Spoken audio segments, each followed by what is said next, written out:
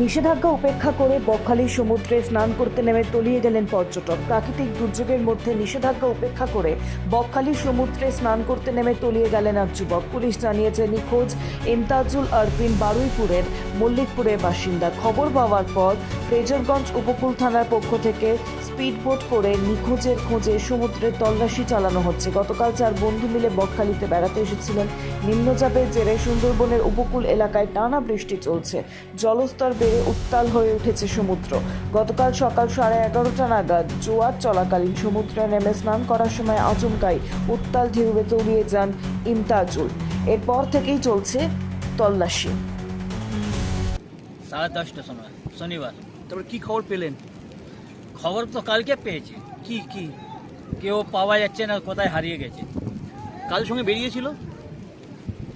ও তো খুব ড্রাইভার আচ্ছা, আর 4 জন প্যাসেঞ্জারকে নিয়ে এসে কোথা থেকে বেরিয়েছিল? ওই মল্লিকপুর। মল্লিকপুর। হ্যাঁ, আপনি কে হন ছেলেটার? আমি হন বাবা, আপনার নাম? মিনাজুল আরফিন।